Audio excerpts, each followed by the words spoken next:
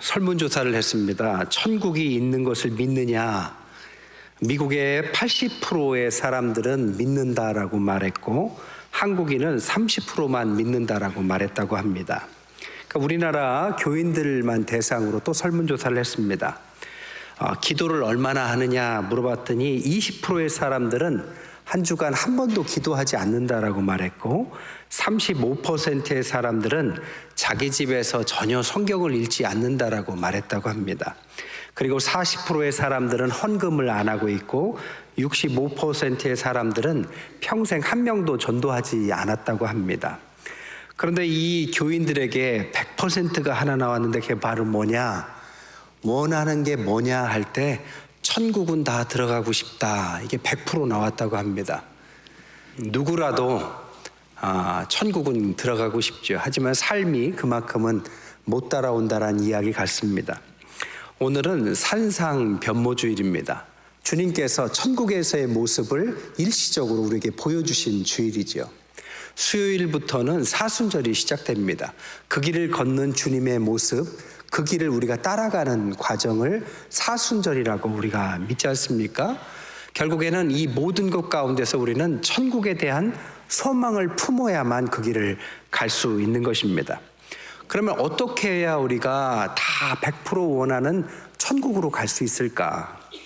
오늘 본문이 바로 그것에 관한 주님의 비유입니다. 우리가 잘 아는 열처녀 비유입니다.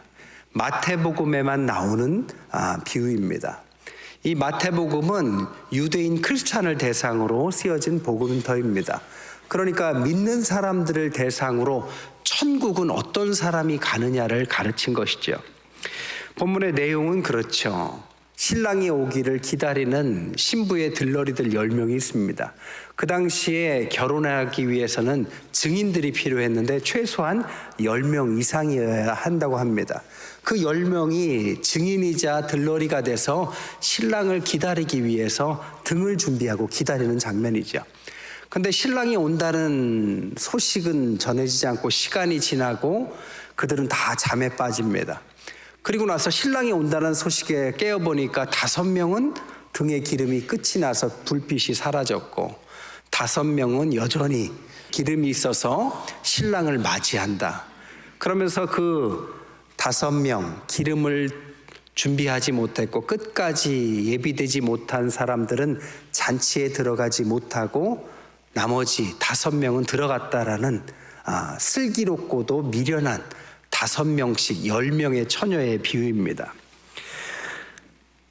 여기서 정확하게 두 부류입니다. 하나는 슬기로운 그룹, 천국을 상징하는 잔치에 들어가는 사람들이 있고 또 다른 미련한 그룹, 천국을 들어가지 못하는, 신랑은 기다렸지만 들어가지 못하는 잔치에 입성하지 못한 미련한 그룹이 있다는 거죠.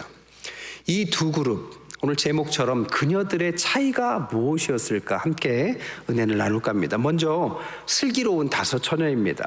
여기서 슬기롭다라는 단어 프로니모이는 5가지 뜻이 있습니다. 지혜롭다, 준비성이 있다, 분별력이 있다, 절제함이 있다, 신실하다. 이게 슬기롭다는 뜻입니다.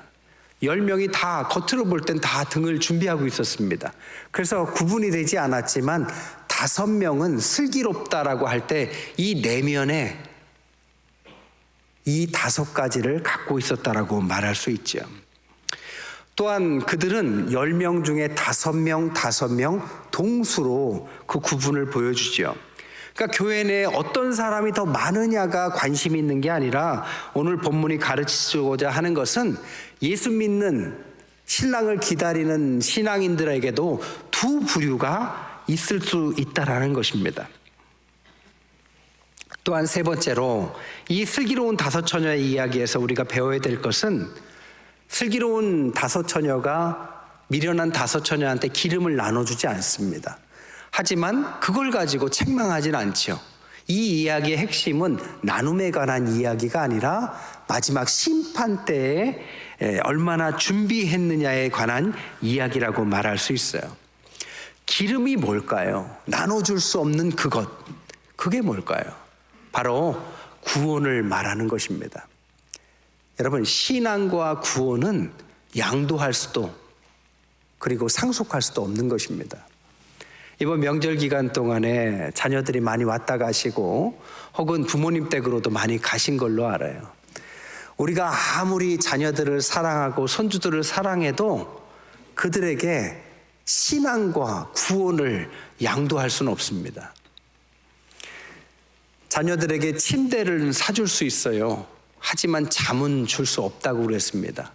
우리가 교회 앞마당까지 끌어다 놓을 수는 있지만 그들이 주님을 구세주로 영접하는 것은 그들이 해야 될 결단입니다. 이것은 양도할 수 없다라는 엄중한 이야기를 하고 있다는 것입니다. 또한 네 번째, 이 슬기로운 5 처녀들은 미련한 5 처녀들과 함께 다 잠들어 있었다는 것입니다. 깨어 있어라 이렇게 말하는데 이 깨어 있으라는 것은 잠자지 말란 뜻은 아닙니다. 이 깨어 있으라는 뜻은 준비하고 있어라 이런 뜻입니다. 준비가 뭘까요? 오늘 본문에는 기름과 준비성으로서 말할 수 있어요. 이 기름이라는 것은 뭘까요? 양도할 수 없는 어떤 것, 우리에게 있는 성령, 은혜, 믿음, 천국에 대한 소망, 신앙의 신실함, 이것은 자녀라 할지라도 양도할 수 없습니다. 이 기름을 가지고 불을 지펴야 그 속에서 어두움이 사라지고 빛이 드러나는 것입니다. 추위가 사라지고 따뜻함이 있는 것입니다. 더러움이 사라지고 깨끗함이 있는 그 불을 밝히는 소스인 이 기름은 바로 우리 내부에 있는 신앙을 말하는 거죠. 그럼 이것을 얼마나 준비해야 될까요? 오늘 처녀들 10명에 보면 다 준비는 했습니다. 그런데 믿음 있는 슬기로운 처녀들은 조금 더 준비했을 뿐이죠. 오늘 이 준비성, 이 여분의 기름통에 해당하는 양계류라는 단어는 엄청난 큰 통을 말하는 것이 아닙니다. 작은 기름통을 말해요. 즉 미련한 처녀들과의 차이는 큰 차이가 아니라 조금 말 그대로 종이 한 장 차이밖에 되지 않는 준비성을 말했습니다.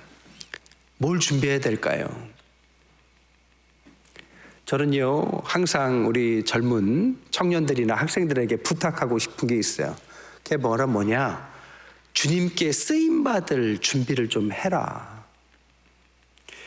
가만히 교회 생활을 하다 보면요, 신앙은 좋은데 실력이 없는 분들이 있어요. 반대로 실력은 월등한데 신앙이 없는 분들이 있습니다. 미안하게도 이 2가지 다 주님께 쓰임받을 준비가 된 것은 아닙니다. 신앙도 준비하고 실력도 준비해야죠. 그럼 실력이 뭘까요? 엄청난 사회적 지위를 말하는 게 아니라 앙겔리온, 작은 기름통, 다윗이 돌 던지는 그 기술로 왕이 됐던 것처럼 주님을 위해서 신실하게 준비한 어떤 것, 이것을 가지고 준비하면 신앙과 어우러져서 때가 되면 쓰임받을 사람이 되는 것입니다. 또 하나를 준비해야 될 것은 종말을 준비하라는 것입니다. 신랑이 올 때 깨어 있어야죠. 근데 이 종말의 때가 온다는 것을 알고 신랑을 준비했던, 기다렸던 사람 중에 이렇게 준비성이 없어서 신랑이 오는 것을 몰랐던 것도 아닌데도 불구하고 그들은 준비가 되어 있지 않았습니다. 여러분, 재림의 때는 언젠가 올 것입니다. 문제는 그 때와 기한은 우리가 알지 못한다라는 거죠. 그리고 신랑이 늦게 올 수도 있고 오늘 저녁에 올 수도 있다라는 사실을 감안을 해서 종말을 준비하는 이 준비성, 이것을 준비한 사람을 슬기롭다라고 성경은 말한다라는 것입니다. 여러분 한번 스스로 질문해 보세요. 여러분들은 지금 오셔도 주님 맞을 준비가 잘 준비되어 있습니까? 그것에 대한 솔직한 답변, 그것에서 부족하다면 더 준비해야 될 것이고, 그렇지 않다면 하나님 앞에서 잘 기름과 등을 준비하신 분이죠. 반면에 미련한 5 처녀가 있어요. 이분들도 등은 가지고 있었습니다. 근데 문제는 기름이 없었죠. 등불이 꺼져가니까 신랑이 온다는 소리에 잠을 깨고 나서 옆에 있는 분들한테, 슬기로운 처녀한테 기름을 달라고 해요. 근데 기름을 나눠줄 수 없습니다. 그러니까 빨리 가서 사와라. 사러 갔다 오니까 벌써 신랑은 그때 왔어요. 그리고 잔치집 문은 닫혔습니다. 주여 주여 우리에게 열어달라고 하지만 신랑이 뭐라고 합니까? 내가 너희를 모른다. 이게 내용의 끝입니다. 미련하다, 이것도 아까 슬기롭다라는 것처럼 미련하다라는 모라이라는 뜻에는 5가지 의미가 있습니다. 우둔하다, 얼빠져 있다, 게으르다, 사려 깊지 않다, 아무 생각이 없다. 10명은 겉으로 볼 때 다 등은 갖고 있습니다. 그런데 내면에 준비된 슬기로운 사람이 있는 반면 껍데기는 그럴듯한데 그 안에 내면에 채워지지 않은 사람들, 이런 사람들을 미련하다라고 성경은 말하고 있다는 것입니다. 근데 미련한 5 처녀들도 나름 억울한 생각을 가질 수도 있습니다.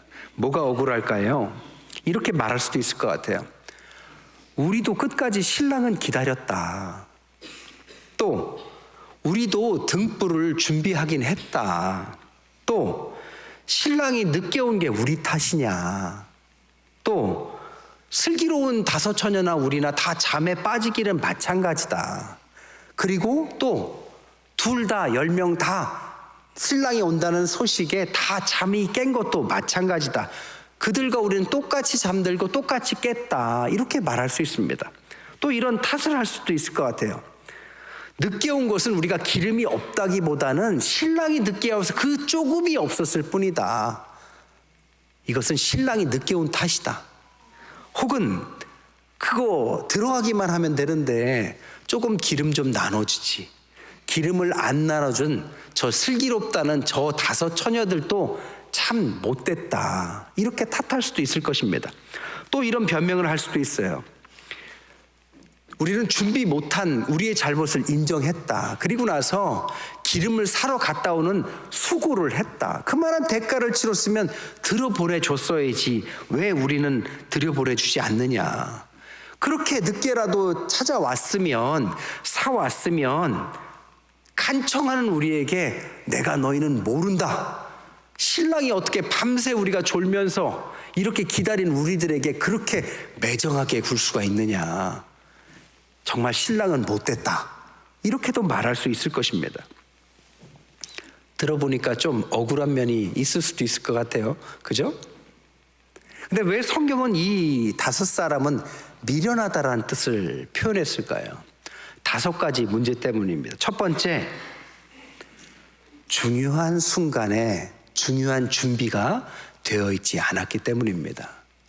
여러분, 준비하라는 거예요. 신랑이 언제 올지는 아무도 몰랐습니다. 준비하라는 것은 신랑이 올 때를 준비하라는 것이지 뭐 내가 어느 정도 준비하라는 나에게 맡긴 준비가 아닙니다. 전쟁 준비를 우리가 항상 하고 있습니다. 외침에 대비를 해야 되니까. 아무리 잘 준비했어도 어제까지 준비했는데 오늘 준비를 안 해서 전쟁이 났습니다. 그러면 우리가 준비를 안 한 것이죠. 요셉은요,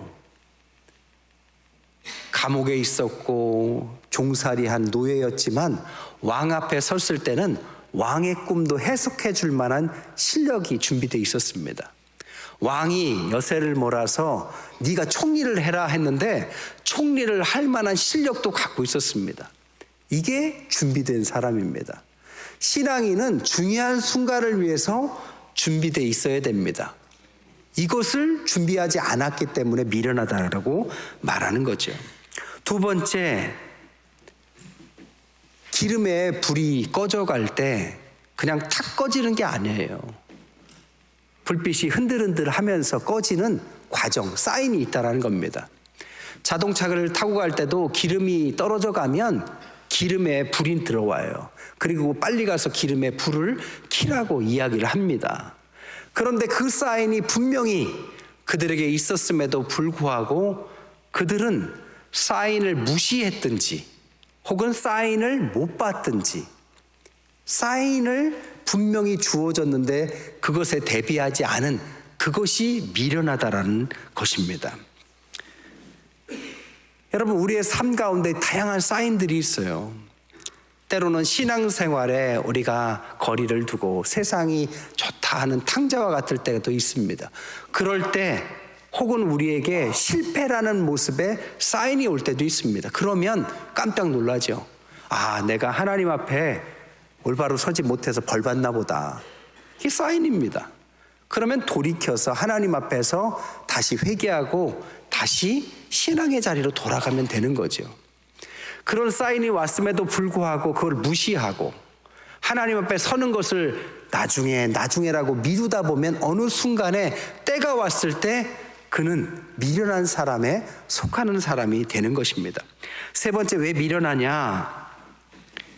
이 준비를 허용하는 시간은 신랑이 오기까지다라는 사실을 몰랐다라는 겁니다.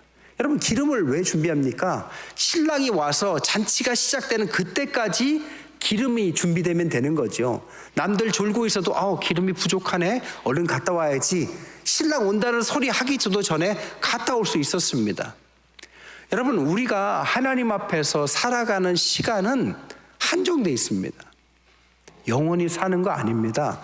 육신을 입고 사는 것은 한정되어 있다는 사실을 우리는 알고 있어요. 신앙생활은 천국을 위한 준비는 살아있는 동안에 하는 거지, 죽어서 저 불교와 같이 헌금을 많이 하면 보내주거나 다른 어떤 대가를 통해서 죽은 이후에 보내는 곳이 아닙니다. 살아있는 동안에. 또한 우리가 하나님 앞에 쓰임받는 것은 이왕이면 나이가 들고 힘이 빠지고 건강을 잃었을 때보다는 건강하고 뭔가 활력이 있고 뭔가 세상에서 많은 일들을 할 수 있는 시간이 주어진 그때 하면 얼마나 좋을까요? 이게 지혜죠. 근데 그 지혜가 없으니까 미련하다는 거죠.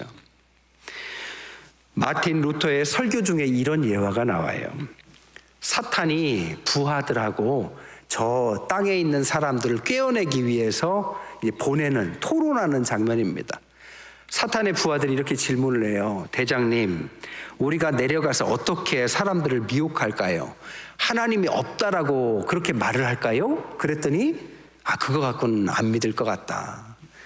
그래서 이렇게 또 얘기해요. 지옥이 없다라고 가르쳐 줄까요? 그랬더니 그거 갖고도 안 될 것 같다. 그러면 이 땅에서 고통을 좀 한번 줘볼까요? 그랬더니 깜짝 놀라면서 고통을 주면 그 사람들은 오히려 더 기도한다. 그들의 토론의 결론이 뭐였느냐? 그들에게 신앙을 주어라. 하지만 이렇게 말하면서 주어라. 서둘 것 없다. 천천히 내일부터 신앙생활 열심히 해라. 명절에 맛있는 거 많이 드셨죠? 다이어트는 언제부터 할까요? 네, 내일부터 하시면 됩니다. 이렇게 생각하는 분들은 절대 다이어트 못해요. 제가 프랑스 파리에 7년 살았어요. 에펠탑 옆에 한인 식품점이 있어요. 그러니까 한 주에 한 번꼴로는 에펠탑 근처에 가게 됩니다. 매주 가게 돼요. 근데요, 저는요, 에펠탑 꼭대기 한 번도 못 올라가 봤어요. 매주 갔어요. 오히려 한국에서 한 번 온 분들은 다 올라가 봤는데 저는 못 올라가 봤어요. 왜 못 올라갔을까요? 어차피 다음 주도 올 건데 다음 주도 올 건데 이러다가 7년이 휙 지나가서 한 번도 못 올라가 봤어요. 여러분, 매주 교회에 온다고 여러분의 신앙이 아주 월등하다고 우리는 착각에 빠질 수도 있어요. 내가 마음만 먹으면 이런 것도 할 수 있고 저런 것도 할 수 있고 주님 위해서 큰 일도 할 수 있고 할 수 있겠죠. 언제요? 그런 마음만 가지고 그럴 것 같지만 시간은 한계가 있다라는 것입니다.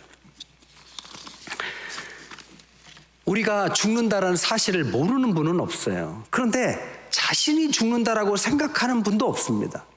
그리고 죽는다라는 사실이 누군가에게는 있지만 나에게는 아주 먼 일이고 그것은 갑작스럽게 다가올 만한 일은 아니다라고 생각을 해요.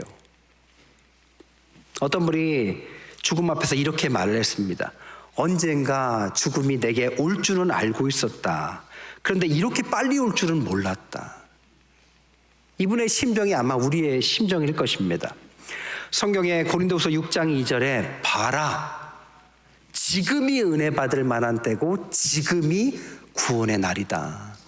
내일이 아니고 모레가 아니고 언젠가 이 문제 풀리고 나서가 아니라 바로 지금 이때가 바로 하나님 앞에 서야 될 때다라는 것입니다.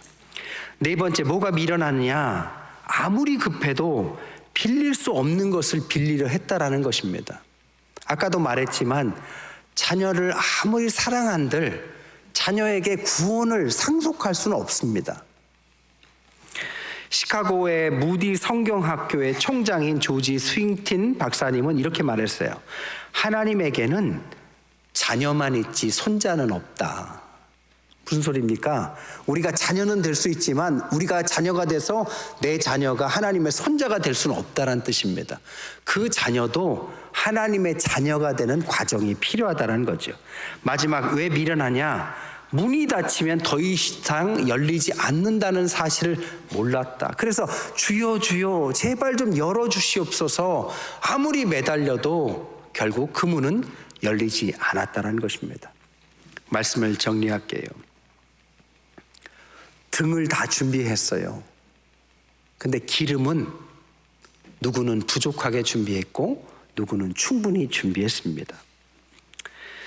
여러분, 종말을 기다리는데 안 올 것처럼 기다리는 것과 올 것처럼 기다리는 것은 다른 것입니다.